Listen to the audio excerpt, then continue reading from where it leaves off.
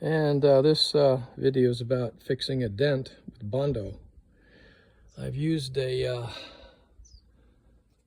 clamp and a square edge, known as a framing square, to get that line straight. And here's our next application of Bondo. We're letting it dry.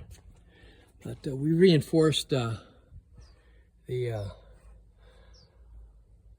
framework with a 1/4-inch aluminum plate, so this dent will hold and it won't bend again very easily anyway. So we'll wait for that to dry on our classic Cadillac.